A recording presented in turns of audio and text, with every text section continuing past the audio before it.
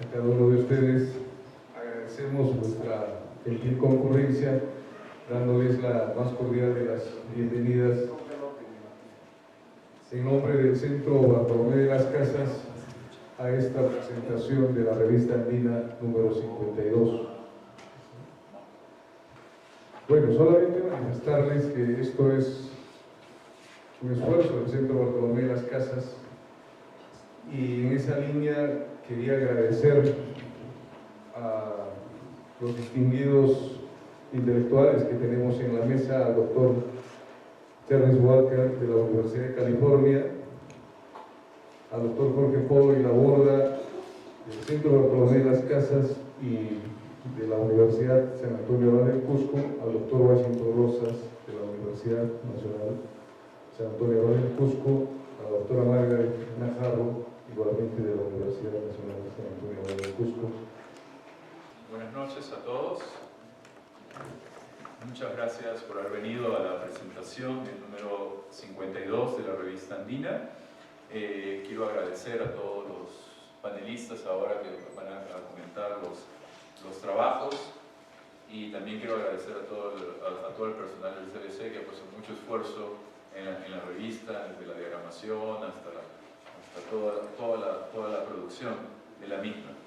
Bueno, este es un número especial donde la mayor parte de artículos trata sobre el proceso de fines del periodo colonial e inicios de la República, de la Independencia. Y hemos tratado en este número que estén representadas casi todas las regiones de lo que era, lo que era Perú y Bolivia.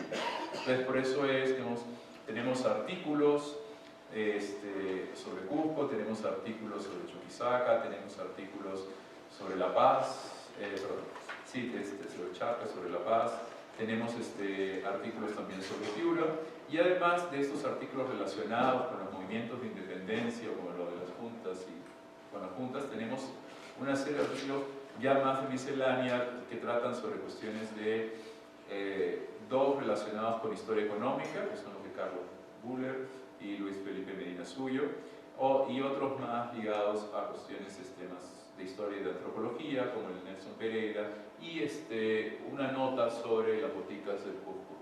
Y lo que hemos tratado de hacer es cubrir con los artículos una temática grande, pero que cubra casi todo el espacio andino. Lo que vamos a hacer ahora en esta presentación, no voy a hablar yo de los artículos porque de ellos van a hablar todos nuestros comentaristas. Entonces, lo que yo voy a hacer es darle la palabra a los comentaristas. Cada uno de ellos se va a encargar o de un artículo o de un grupo de artículos, y va a tener 10 minutos para su exposición. Vamos a empezar con el profesor Charles Walker. Bueno,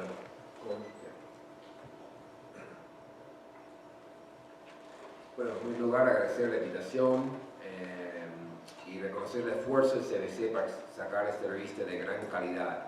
El Perú es un país de muchas revistas, de un número, dos números, a veces tres, pero 52 pasa poco, y además de gran calidad. Las que están ahí en la mesa vendiendo a muy buen precio, hay números, yo aquí tengo la colección completa, hay números así esenciales para varios temas, para muchos temas andinos, una revista de gran calidad. Quiero resaltar el trabajo que hace Martín. Sacar una revista es un trabajo muy complicado. Muchas revistas tienen una persona de tiempo completa para eso. La revista andina no cuenta con eso, ¿no? Pero es un orgullo para el CBC, para Cusco, sacar esta revista de gran calidad que ha durado tantos años. Yo voy a comentar el artículo de Sergio Cerúnikov, un profesor argentino de la San Andrés, que también hizo el comentario en la misma revista. Que la revista andina tiene forma de ser que los artículos van con comentarios y responde el autor, y siempre ha sido muy importante. Ahorita Flori Galindo, la primera versión de su libro clásico, publicó en revista andina con críticas y comentarios, y recomiendo mucho porque es un grupo de comentaristas de lujo, con Rosana Barragán, Claire Thompson y otros, ¿no? Yo en mis comentarios puse que me cuesta, porque realmente en los comentarios quiero un tono crítico, empujar, criticar, y me gusta mucho el texto. Eso voy a decir al principio. Yo, incluso en este mismo sitio, yo soy muy capaz de ser muy crítico, y es para mí un texto fundamental sobre la independencia. El título del texto es El fin del orden colonial en perspectiva histórica, la práctica política de la ciudad de La Plata, 1781 a 85 y 1809. Y los estudios sobre la independencia en las Américas a veces parecen una especie de juego de ping-pong. Hay una década donde los investigadores enfatizan lo americano, lo continental aquí, después pasa a España, vuelve aquí y pasa a España, vuelve aquí y vuelve ahora a Europa. Y es un momento donde muchos estudiosos, sobre todo basados en Europa, pero todos, enfatizan lo que pasó ahí. Tanto los cambios con Napoleón, la invasión ibérica, y también los cambios radicales desde la Revolución Francesa hasta las repúblicas y los grandes cambios en el comienzo del siglo XIX. Enfatizan eso y a veces en los trabajos de no muy buena calidad, lo que pasó aquí, que sea Tupac Amaru, los cataristas, que sea 1814 en Cusco de los Angulos, que sea en San Martín, es un reflejo o un resultado casi mecánico de lo que pasaba ahí. Y obviamente yo soy, o espero que sea obvio, del lado, hay que enfatizar más el lado de aquí. Un buen estudio necesita tomar en cuenta ambos lados, todos estamos de acuerdo, pero Sergio pone muy bien estos argumentos. Es un texto para los estudiantes, los que están escribiendo sobre la independencia, los que tienen tesis fundamental, y eso digo insisto, tiene muchas citas, tiene muy buena bibliografía, me parece muy superior, y eso lo digo con franqueza, a casi todo lo que he visto sobre los bicentenarios, el comienzo bicentenario, los debates, porque es un trabajo teórico, pero es un trabajo basado en archivo. Bueno, paso al texto un poco. Lo que hace Sergio es, con un fino trabajo de archivo y un gran conocimiento de la historiografía, él enfatiza los cambios en la forma de ser política en los Andes en esos años cruciales. Lo que él propone es que además muchos investigadores creen que se congela o hay pocos cambios aquí, que Perú es igual en 1750, digamos, con Juan Santos, o 1780, 83 con Tupac Amaru, o en cualquier momento. Y él más bien enfatiza, para hacer un buen trabajo dinámico, para entender lo que llegó a ser la República Peruana y la historia andina más allá de las fronteras, hay que ver estos cambios políticos. Y muchos han dicho, bueno, muy complicado, es microhistoria, y lo hace de manera brillante, viendo lo que pasaba en La Plata, lo que es hoy día Sucre, los resultados, pero también los cambios en lo que algunos llaman cultura política.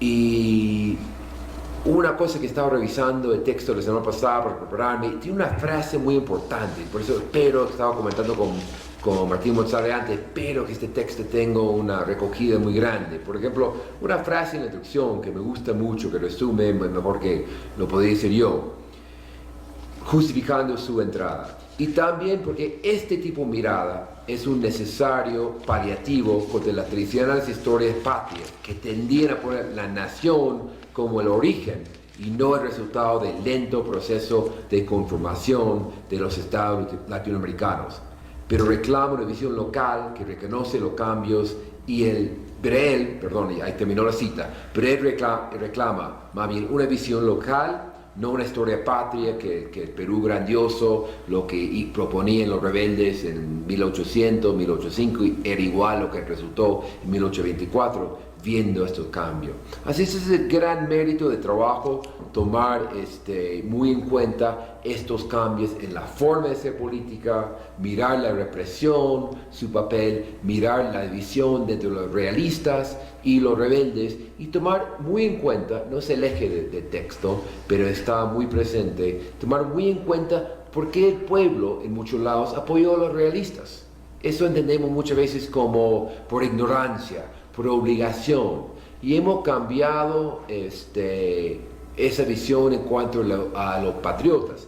Tenemos estudios, Cecilia Méndez, Mark Turner y otros buenos, Ward Stavick, por el caso cusqueño, sobre por qué el campesinado apoyó o no a los liberales, a los patriotas, a los revolucionarios en diferentes fases.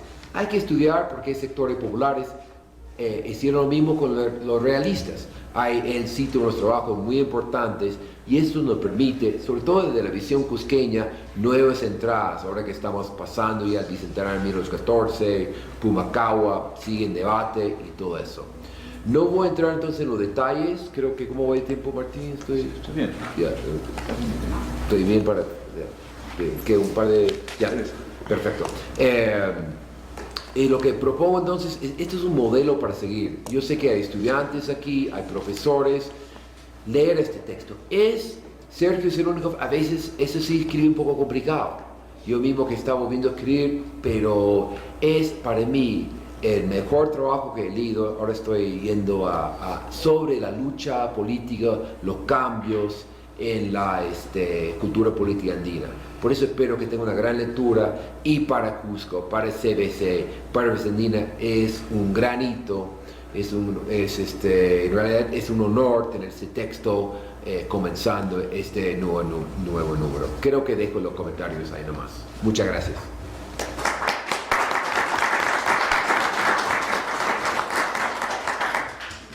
Bueno, ahora escucharemos los comentarios del profesor Jorge Polo. Gracias, Martín. Buenas noches a todos. Agradezco la ocasión para participar en esta presentación y comentar 3 artículos que me han pedido especialmente. Bien, dada la limitación del tiempo, voy al grano. Tengo el artículo de Carlos Buller, La economía del vino en Arequipa, 1770-1850 y el mercado andino colonial.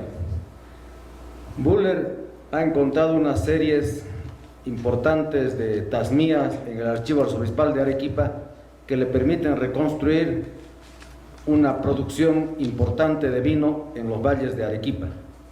Y para su sorpresa, esto se da en estos años finales del 18, y con sorpresa también Buller dice que el destino de estos vinos eran el altiplano, específicamente Potosí, la audiencia de Charcas.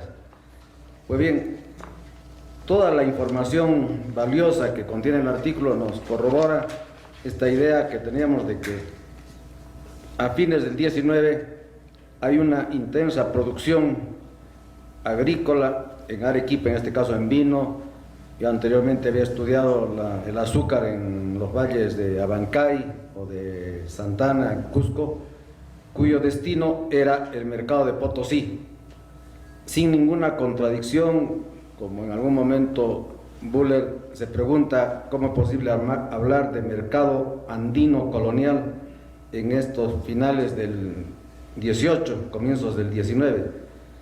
Pues sí, esto es algo que existió, entonces nos apunta en esta dimensión de entender una nueva producción vino importante de los valles de Arequipa que se comercializa en el Alto Perú. Intensa dinámica, intensa actividad. Señalo simplemente lo valioso que es por la información empírica que contiene el artículo, los valiosos datos, las series de tasmías que permiten descubrir los volúmenes de producción y el destino en el Alto Perú.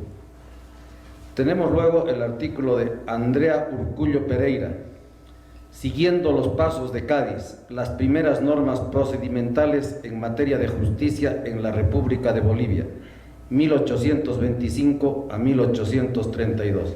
En este caso, Andrea Urcullo hace una relación de las nuevas normas que se van introduciendo en Bolivia, en la, obviamente, nueva República de Bolivia, respecto a los procedimientos judiciales, y hace un recuento exhaustivo, pormenorizado, bastante completo, de los diferentes códigos que se fueron implementando entre 1825 y 1832, referidos al procedimiento judicial. El artículo tiene el mérito de presentarnos una completa evolución de las normas que se dieron. Sin embargo, tiene la limitación de no contextualizar estas códigos procedimentales en la época en la cual el procedimiento judicial y la rigurosidad procedimental no eran intensas. Es decir, Andrea Urkullu habla del Estado, de lo jurídico, de las legislaciones, como que fueran permanentes y estables en el tiempo, es decir, como que son hoy día, ¿no? Hoy día un código de procedimientos tiene una importancia muy significativa, ¿no?, para la tramitación de los juicios. En el 19 no estoy seguro que tuviera la importancia que tiene hoy día. Por lo tanto, como recuento de las normas promulgadas, de las normas dadas, vale, pero esto tendría que ser contrastado con la eficacia, la aplicación, la relación que tuvo realmente con la práctica judicial y en concreto con la formación, conformación, funcionamiento de esta República de Bolivia, o de este Estado pues, que se va formando o va apareciendo de 1825 a 1832. Finalmente, me toca comentar el artículo de Natalia sobre Villa Perea, luchando por, entre comillas, la patria, cierra comillas, en los Andes, 1808-1815. De los tres artículos es el que más me ha gustado personalmente, porque toma un tema, el vocablo la patria. ¿Qué significado tuvo la patria entre 1808 y 1815? De leer este artículo uno queda totalmente claro que los patriotas de 1808 a 1815 no significa exactamente los independentistas, no significa que los patriotas eran equivalente a independentistas. Natalia hace un recuento de cómo el término la patria aparece en contextos muy variados para referirse tanto a una comunidad pequeña como a la identidad de los reinos de España y los reinos de América. Según el contexto, según la utilidad, nos muestra los documentos de los cuales los protagonistas de las luchas, de los pronunciamientos, de los cabildos que salen después de la abdicación de Fernando, usan el vocablo patria, ya sea para referirse específicamente a una ciudad como al conjunto de la monarquía. Entonces, queda clarísimo al final que el patriota de comienzos del 19 no es equivalente a independentista, ¿no? Esa idea que teníamos, ¿no? Realistas y patriotas, pues acá Natalia nos dice, no es así. Y nos propone indirectamente, por lo menos a mí me sugiere dos reflexiones complementarias. Uno, ¿cuál era la identidad, cómo construyeron, cuál era la identidad de los agentes sociales de comienzos del 19, ¿no? Se identificaban como pertenecientes a este reino, a la monarquía en su conjunto. Su pertenencia primera era a la audiencia de Charcas. En el caso, por ejemplo, de Angulo, que he trabajado un poco y que efectivamente José Angulo en su manifiesto dice gobernador de la patria.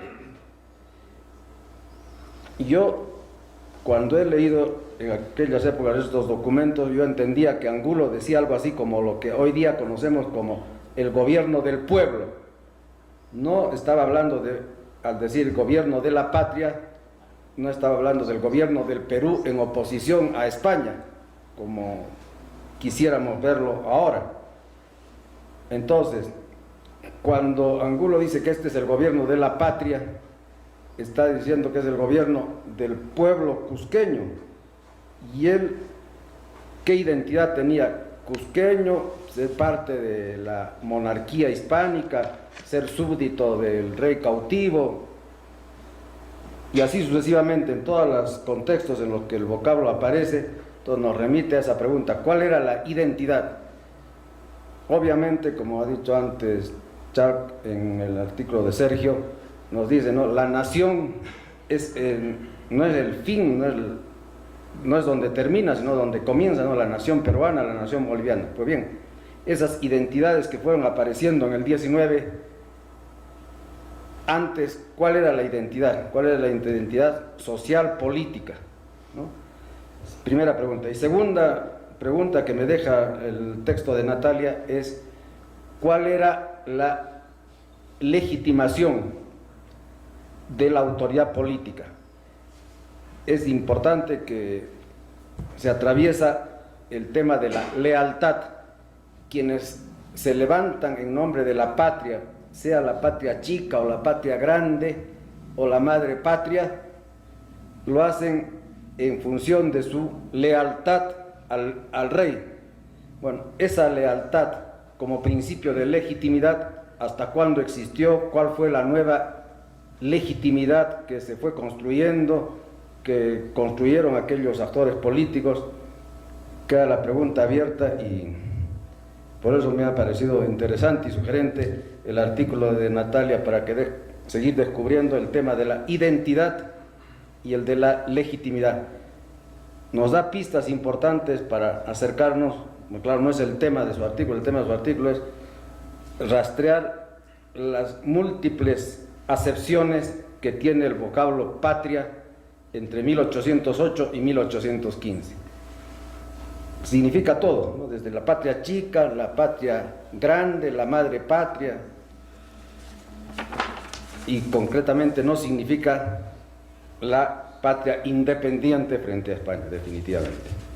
Bien, antes de terminar mi exposición y aprovechando que estoy en uso de la palabra y en condición de presidente de la Asamblea de Socios del CBC, quiero agradecer a Martín la colaboración, el trabajo que ha tenido en la revista y decirle que me da mucha pena que nos deje, me da mucha pena que tenga que dejar la dirección de Revista Andina, pero bueno, es por algo que él tiene que asumir en la Universidad del Pacífico, y mi agradecimiento por lo que ha hecho por este número, los anteriores y el que viene. Muchísimas gracias, Martín.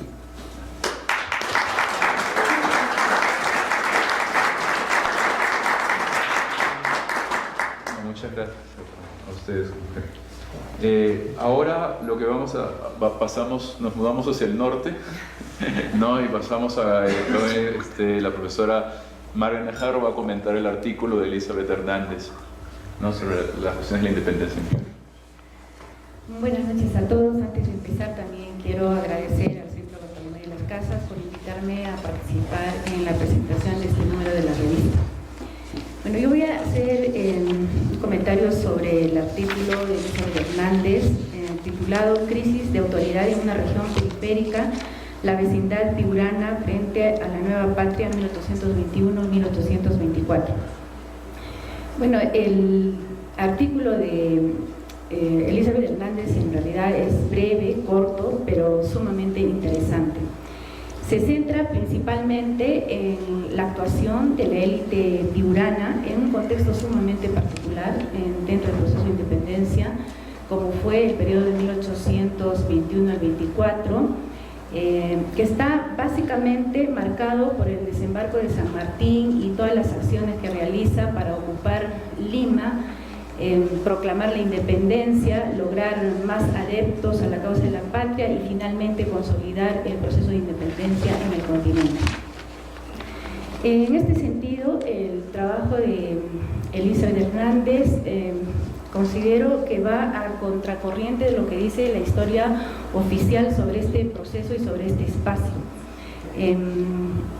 Por ejemplo, cuando menciona el desembarco de San Martín en la costa peruana, se menciona que prácticamente cuando San Martín llega a las costas del Perú, el norte peruano se plega prácticamente al ejército patriota sin más, y esto va a provocar en 1820 la declaración de la independencia en Trujillo, hecha por el marqués de Torre Tagle.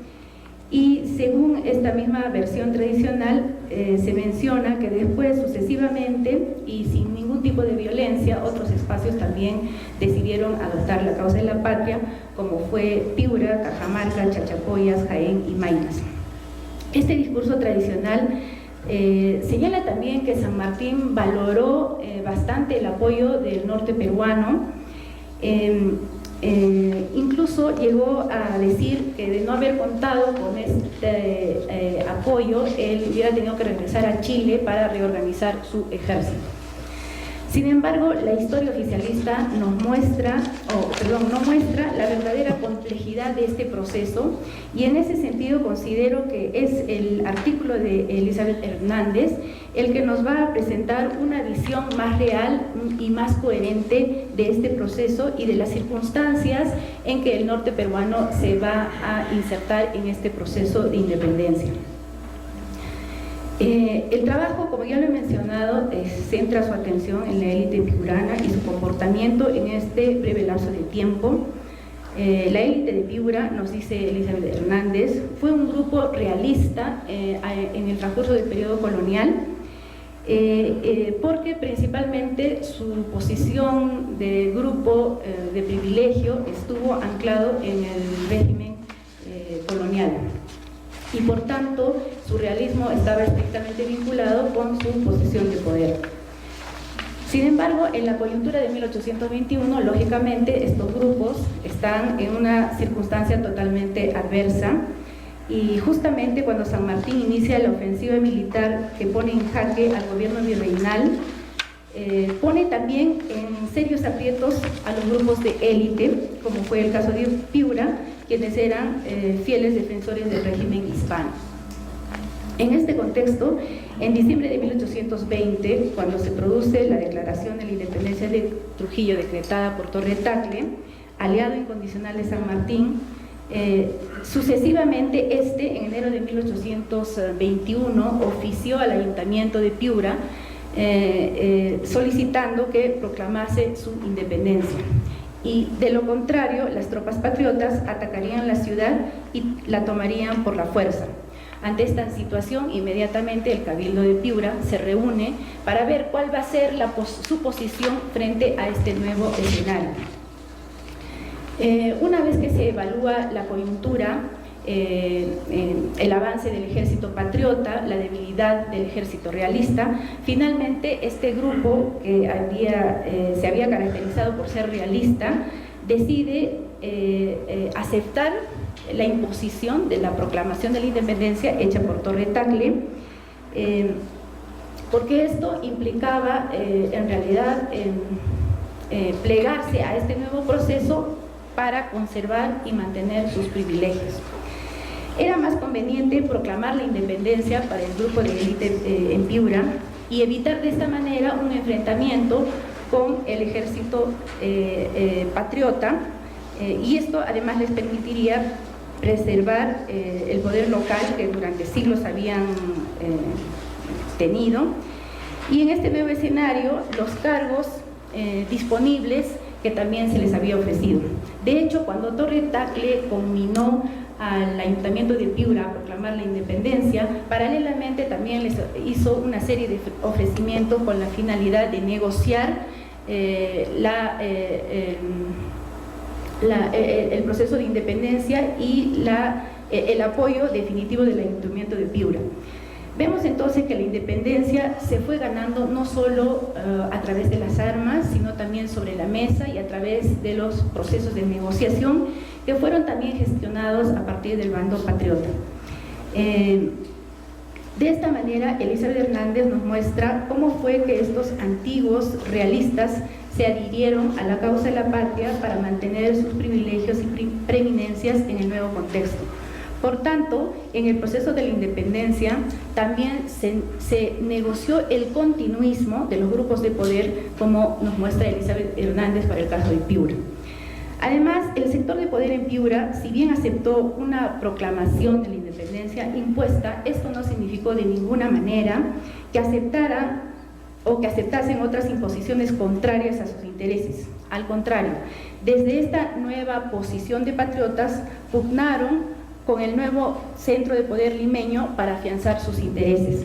Por ejemplo, después de la proclama de independencia de julio de 1821 en Lima, se generó un periodo de inestabilidad al punto que en 1823 había 2 presidentes y 2 congresos. Uno de ellos con sede en Lima, dirigido por Torre Tagle, y el otro por Ribagüero.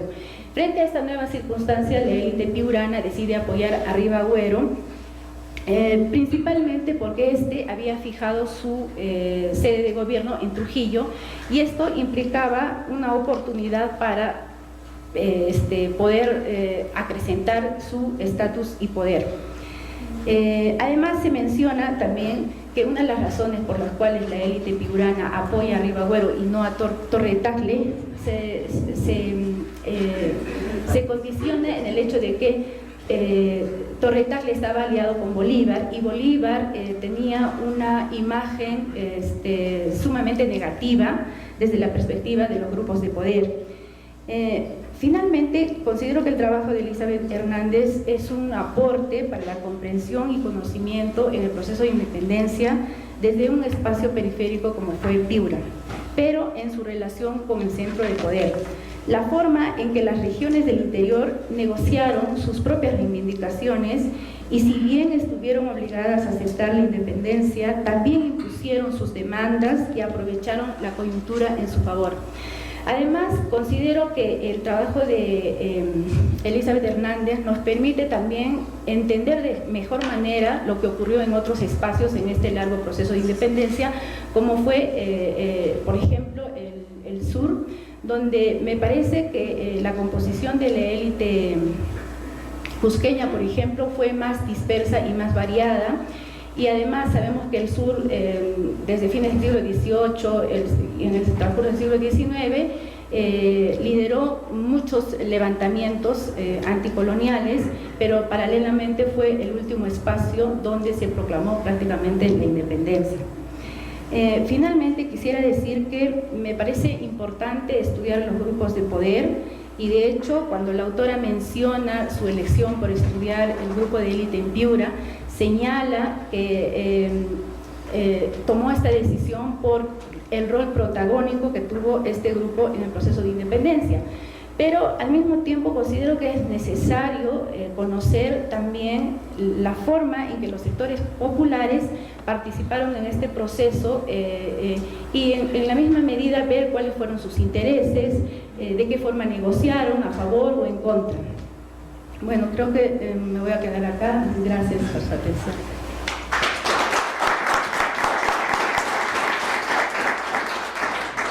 Bueno, ahora ya hemos recorrido toda la parte del proceso de transición de la colonia a la independencia, que eran la mayor parte de artículos, incluyendo el artículo de Carlos Buller, que era más de la parte de historia económica, y los 3 artículos que quedan son, digamos, una parte más miscelánea, que tenemos artículos sobre economía, de historia económica cusqueña, tenemos de una fiesta en Ayacucho y la explicación de un documento. O sea, esta difícil tarea de comentar 3 artículos distintos entre sí le ha tocado al profesor Washington Rosas.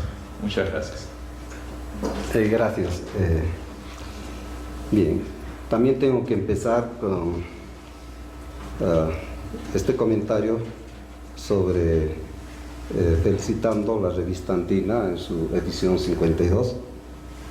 Me gustó bastante la presentación de la revista, y pocos llegan inclusive a este número en las revistas, ¿no? Pero bien, por eso felicitaciones. Cuando comencé a leer el artículo de mi amigo y colega Luis Medina Suyo, Formaciones de la industria textil moderna en Cusco, 1861-1954, pues a través de este artículo me llevó a reflexionar muchas cosas, ¿no? Y ver que en realidad me voy a salir un poco todavía de los mismos artículos, porque lleva a reflexión. Bueno, ver cómo un grupo de empresarios cusqueños pues forjaron la industria textil. El artículo me hizo pensar más que todo sobre las dificultades, ¿no? Cusco como departamento estuvo siempre aislado y por mucho tiempo de la costa.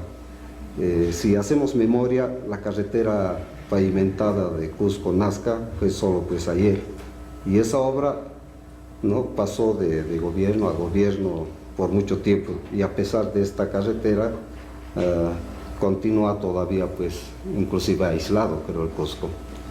Y este aislamiento con la capital peruana hizo que los cusqueños tengamos más acercamiento con la Argentina, y por el tren llegó, pues, primero la cultura europea a Cusco. En los cafés se hablaba de música, de pintura, de filosofía, que en ese tiempo estaba, pues, de moda en este continente. Y por solo dar un ejemplo, los literatos que mantenían la teoría acerca del folclore fue introducido primero en la Universidad de San Antonio Abad de Cusco, a través de estos autores como Navarro del Águila, Moro Tevez y Demetrio Roca. El argumento de Luis Medina es sobre la formación y desarrollo inicial de la industria moderna en el Cusco durante 1861 y 1945, sustentando, pues, con fuentes precisas y claras. Y según Luis, sucedió por el proceso de la influencia de la industrialización latinoamericana y peruana.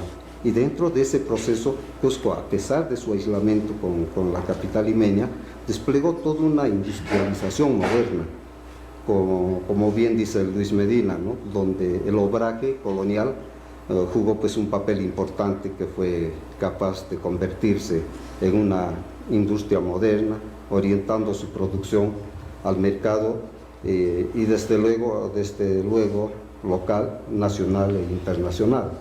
En ese proceso es donde mi particular punto de vista tuvo, pues, una continuidad después de la Segunda Guerra Mundial. Las haciendas cusqueñas pretendieron, y algunos lo lograron, generar industrias. Por ejemplo, el Tehuiro, la hacienda Huarán, en el Valle de Urubamba, fabricaban quesos y mantequilla, avena, ¿no? Y en la ciudad industrializaron cerveza, chocolates. Se intentó hacer muchas fábricas. Estoy de acuerdo con Luis Medina que Cusco desplegó desde muy temprano esfuerzos notables en su modernización, fábricas con tecnologías modernas, como el caso de la industria textil. Y por ejemplo, Lucre, nos dice Medina, fue, pues, la industria moderna pionera del departamento del Cusco. No solo eso, sino presentó el único caso a nivel sudamericano. Y desde luego la maquinaria tuvo que traerla desde Europa, de Francia. Esto me hace recordar a dos hermanos cusqueños que decidieron ser empresarios, y uno de ellos decidió tener una imprenta y el otro una fábrica de fósforo. Lamentablemente la segunda nunca llegó, porque estalló la Segunda Guerra Mundial y creo que el barco que traían esta fábrica de fósforo fue hundida. Ahora, la agroindustria requiere, pues, no solo de maquinaria para industrializar una producción, sino de terrenos extensos para producir materia prima. Es aquí donde se articulan, pues, ciertas redes sociales entre empresarios y terratenientes.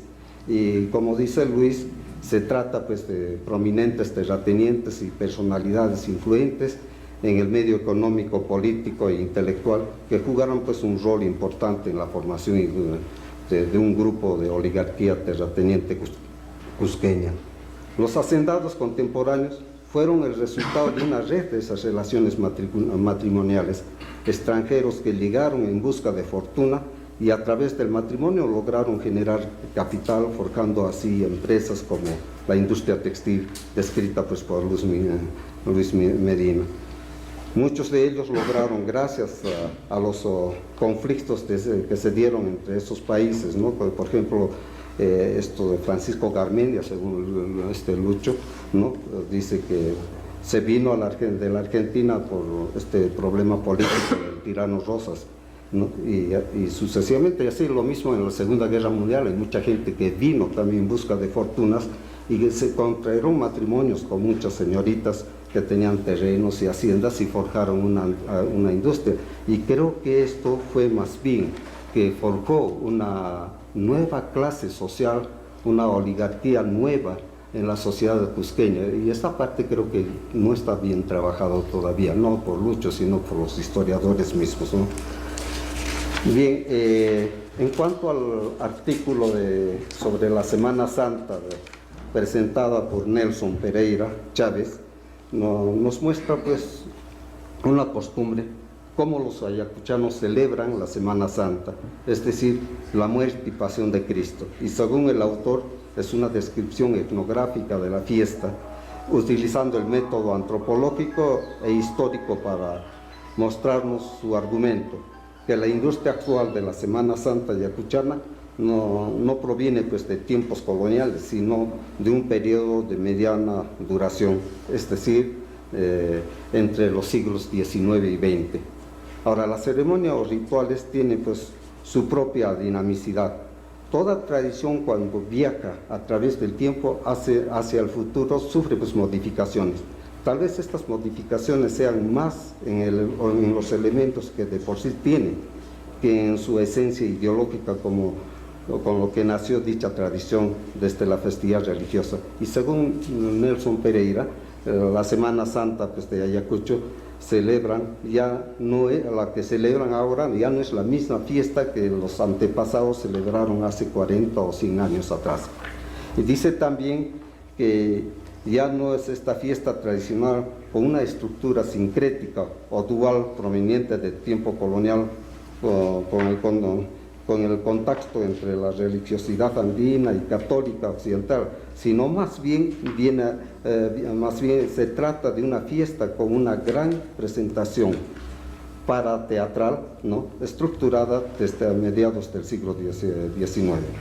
En primer lugar, la pasión y muerte de Cristo celebrada la Semana Santa es una fiesta tradicional católica, cristiana, con una racionalidad totalmente distinta a la teología de la religiosidad andina.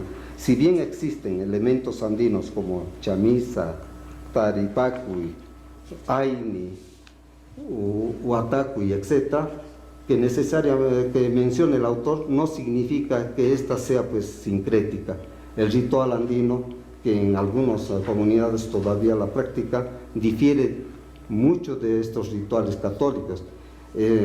Es al ritual andino que ingresó muchos elementos cristianos y no al revés, es decir, no a la religión católica. La descripción etnográfica de Pereira sobre la Semana Santa ayacuchana es bastante interesante porque describe desde la apertura de la fiesta religiosa hasta la clausura, y desde luego mostrando una estructura de la fiesta y las costumbres de una forma como los ayacuchanos celebran. Muchos antropólogos que la consideran a la Semana Santa en Ayacucho como una festividad religiosa y cultural, y tal vez la más importante del país. Es una forma como los católicos muestran su fe religiosa, pero también el autor muestra que hay nuevos elementos que están ingresando y que eso posiblemente también llevará a reestructurar esta fiesta. Es como el turismo, por ejemplo, que se está generando en esta fiesta. Bien, en cuanto a el último trabajo de Brenda Weaver, es un pequeño artículo bastante interesante que me gustó bastante, ¿no? El inventario de la botica de los jesuitas en el Colegio del Cusco en 1767-1768. Un tema bastante, como vuelvo a decir, interesante, pero lamentablemente corto. Claro que este escrito se basa solo en documentos que revelan la práctica farmacéutica, como Weaver lo denomina, andina colonial. Valga la comparación, así como la evangelización cristiana se tropezó pues con una teología bien estructurada en la espiritualidad andina, la medicina andina también corrió ese mismo destino. Es posible, y lo digo de esa manera, muchos conocimientos con su sentido propio en la solución de las enfermedades se han perdido, al igual que la religión pretenciosa y etnocéntrica. La ciencia occidental también jugó ese mismo papel. El conocimiento empírico, que así lo llaman, no tiene pues un valor científico según ellos creen. Es verdad lo que Brenda Weaver dice, que en el contexto de los Andes, un inventario farmacéutico es una compilación de distintas maneras de entender lo que constituye el bienestar.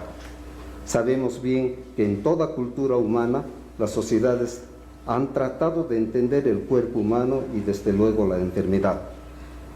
Toda sociedad tuvo y tiene prácticas que vienen de un cuerpo mayor de conocimientos y creencias sobre el cuerpo humano y las causas de las enfermedades, y varios laboratorios, por ejemplo, de medicamentos, gastan considerables sumas en la investigación, no solo de plantas medicinales, sino de las técnicas de los curanderos que todavía actualmente la practican.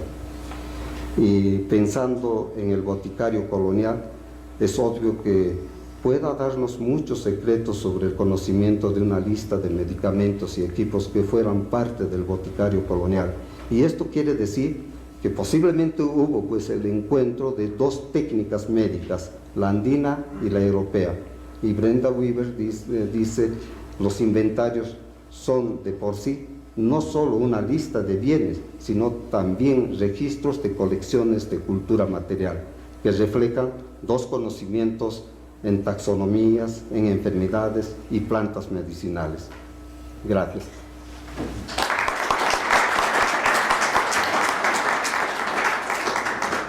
Bueno, antes de terminar yo quería simplemente señalar dos cosas que me parecen importantes. La primera de ellas es que Revista Andina mantenía una tradición muy importante, que es la de tener una buena sección de reseñas, y esto es gracias a Chuck Walker, ¿no?, que es el encargado, que tenemos, somos una revista que tiene por lo menos 10 reseñas. Listo, por una revista peruana eso es un montón. Generalmente no tienen tanta sección de reseñas, y tampoco y de libros tan interesantes y variados que ayudan a acceder, ayudan a acercar al lector peruano a lo que se está produciendo, ¿no?, fuera del país. Y por último, solo quería decir que, claro, en este número lo que se ha articulado específicamente es un artículo más teórico, digámoslo así, como el de Sergio Zulunikov, ¿no?, con artículos más empíricos y de casos sobre la transición a la independencia. Eso ha sido más o menos el objetivo del número. Bueno, y antes de dar por finalizada esta presentación y agradecerles a todos por su participación, también quería decirles gracias a Jorge Polo por sus palabras, pero claro, aún me van a tener en un par de presentaciones, al menos una presentación más, porque tengo el compromiso de acabar con el número 53. Bueno, les agradezco a todos su presencia y los invitamos a pasar al salón para un brindis. Muchas gracias.